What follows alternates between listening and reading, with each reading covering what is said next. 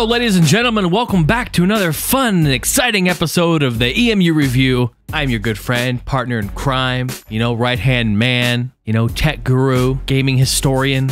Trying to think of some others here. I'm your pal, I'm your homie, I'm your compadre, all of those. Whatever I may be to you, you are chilling with me and I appreciate that. We are taking a look at the game that started it all, kids. Here it is, everybody. The fighting game that created so many things, so many firsts. Now, love it or hate it, you have to give this game respect on so many levels. And I'm gonna explain to you why. Now, if I were to sit down and I would have MK1 through MK Armageddon or whatever they're on now, and they'd ask me which one you want to play, I would go to Mortal Kombat 2 for the arcade. I would even go as far as to play that on the Midway Arcade Treasures game for PC, okay, because that also was a very good port of the second one. They didn't just release it on PC, it was also available on GameCube, PS2, original Xbox, some consoles like that, but I like it on PC because I've got it on PC.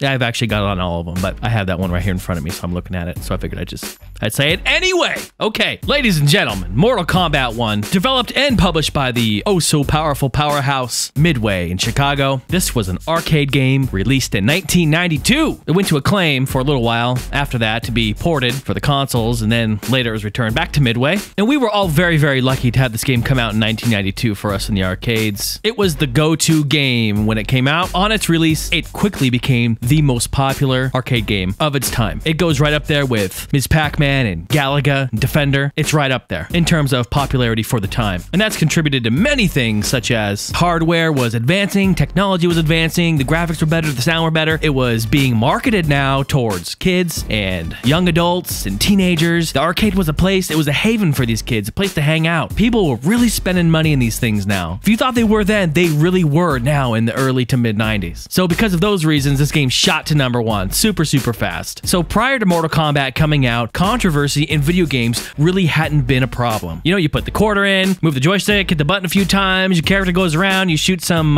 dots on the screen, right? Then game over. Put another quarter in, do it all over again. Well, now it's a little different. Now we are ripping people's hearts out, ripping people's heads off, throwing them into a pit of spikes, blood and gore and violence. Oh my! It was quite a beautiful thing at the time for kids. It was the game everyone wanted to play. Not only play, this is the game everyone wanted to see. Even if they weren't even into games, this was the game people wanted to see. And I know you parents, listen, I was a kid and I was at the arcades playing this. Now you parents, I know you wanted to see it. You wanted to see what we were doing. You wanted to see what exactly you're watching on the news. What's this combat game? Oh my goodness. You're right. You're exactly right. It was terrifying. You dropped us off there. We were playing it all day and we loved it. And I turned out okay. I said I turned out okay because of it. But yes, it was rated as the most controversial game of 1993 by EGM. In the same publication, they said that Goro was the hottest gaming hunk title of 93. What were they smoking? I think that's a little weird. All right, so back to the controversy. There were a lot of games out there that had violence. There's no doubt. There were games, they were fighting. There was Street Fighter. There's all sorts of games that had violence. But this game had fatalities. It even told you fatality. I didn't even know what the word fatality meant before this game, as I think most kids would also agree. They had no idea. You thought you were dropping us off at the arcade, but you were really dropping us off at the trauma department at the nearest emergency room. But it wasn't just parents that were freaking out about this and having their kids play this. There was also government and public officials getting involved. It started to get kind of serious. These officials were getting involved because parents are writing letters, they're putting up picket signs, they're going crazy, they're mailing Midway. All of a sudden, we've got children and violence and parents, and that doesn't clash. We've got outrage, we've got crazy minivan moms running rampant around. And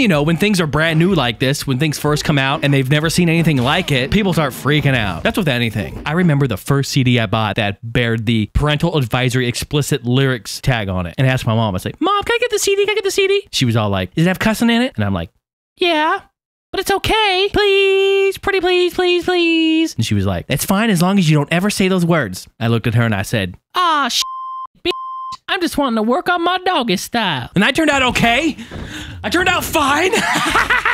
All these government officials, everyone got involved, right? It got to the point where it went to the courts. And the courts had to decide what to do with this. Now, the problem was that there was no, rating system. There was no way for parents to tell if this game was ripping people's heads off or eating power pellets. So, the courts had a hearing, the courts ruled, And the final rulings were this. The entertainment software industry was given 1 year to create a working rating system for the games. If within that year they did not come up with a system, the federal government would intervene and create its own rating system. Wow. Well, good thing we don't have that, right? The government does such a great job doing everything else. They'd be a real good judge of our games. So within that year, the ESRB, the Entertainment Software Rating Board, was created. And from that day forward, every game created had to be rated by the ESRB, and the rating had to be placed on the game's packaging. Thank you, Mortal Kombat. Oh, here you go, Johnny. This game is rated M for mature. I feel more confident with that. Have fun ripping people's faces off, throwing feces around the room. Now, I'm not bashing it by any means. I think it's a good idea to rate the games. Now, I don't have any children of my own. But if I was going to be a parent and not parent my child and not watch over what games they're playing, I would want some sort of,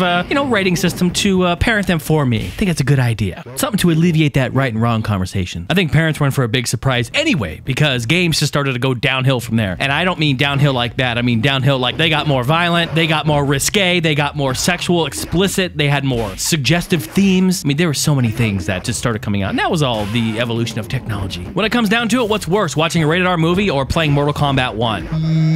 Yeah, I don't know. Pick your battles, people. So the controls of the game consisted of 5 buttons: high punch, low punch, block, high kick, low kick, and a good old 8-way joystick. Let's talk about some firsts. First game to have a dedicated block button. Remember Street Fighter, you just hold back and it would block. Gotta mention the fatalities. First game to ever incorporate something like that, where they maim or completely annihilate their opponent in a bloodbath. Also introduced juggling. When the opponent's getting hit and the opponent is in midair, you can hit them again. They're vulnerable, they can't move. You can hit them 1 or 2, maybe 3 times extra. Most moves were executed with like a rotation. Back to forward, forward to back, and a button. It was also the first fighting game to incorporate a secret character, Reptile. Alright, so different sources dating back to '93 have stated different things about how long the game took to make. Somewhere between 5.5 to 10 months. And some sources say it was directly created to rival Street Fighter, which seems legit. Street Fighter was owning everybody out there. I don't know if I have all my facts straight exactly on this one, but I know this was one of the first commercial games while having real characters in a digitized fashion. Real characters, green screened, and then digitized in. I don't remember what the process is called, motion capture or something like that, but I know that that technology has been used on hundreds of games. The game has 7 characters: Johnny Cage, Liu Kang, Raiden, Sonya Blade, Kano, Scorpion, and Sub-Zero. Little interesting tidbit actually, Ed Boon, the creator, originally wanted to create an action game starring Jean-Claude Van Damme. They wanted to make a digitized version of him fighting alien villains or something or other. Van Damme was already under negotiations with another video game company to do a game, so that didn't happen. So when they couldn't get him, they made Johnny Cage instead. See the resemblance?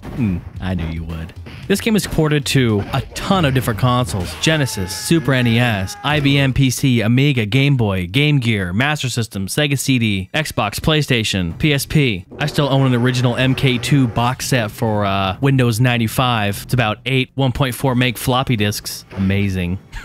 Collectors just have that shit. And the ports, generally, they suck. They're not very good. Really, the only ones you should compare are the Genesis and the Super NES. Those are the 2 biggest consoles of the time. Those are the 2 consoles on the market at the time that can even come close to replicating something like this. And then here comes the war over that. Okay, briefly. Super NES version. Superior graphics, superior sound, superior controller. Enough buttons, laid out perfectly for the game. Cons, no fatalities. Okay, well, they had fatalities. They were like dumbed down, stupid, ridiculous fatalities. Like Sub-Zero, instead of ripping your head off, would freeze you, hit you in the face, and you'd shatter into a bunch of ice cubes. No blood either. It was like sweat. Brown sweat. It was horrible. I bought a Game Genie just to change the sweat red. It still sucked. Okay, Genesis. Smaller characters, smaller sprites. Less quality of overall appearance of the game in general. Did have a great frame rate though. Did not originally have all the blood and fatalities, but if you put in a cheat code, it unlocked all the blood and fatalities. It's part of the game. So they're like, yeah, we'll play nice at first, but listen, for the grown-ups, if they know the code, they can have it. Whatever, we don't really care. That's awesome. You really gotta pick and choose, man. You know, pros and cons. What do you really want? And in my opinion, the Genesis version didn't look as nice, didn't play as nice, just had an overall feel it wasn't as nice as the Super NES. But Nintendo's version didn't have the blood and fatalities and gore and violence. And why else play the game? I want that. And I'd rather play the Super NES version. But it sucks because there's no good stuff in it. I might as well just not play it. I might as well just not play any of them. Now screw that. I can't do that. I'll just play both. You gotta play both because they're both good games in their own right. But I'm not reviewing both of those games. I'm reviewing the arcade port, which is way superior than them both combined. Mortal Kombat is a great game. It's innovative. It brought brand new things to the world. It brought things that we know, love, and can't live without in video gaming today. Violence, baby! So, the EMU review grade for Mortal Kombat Arcade. This game gets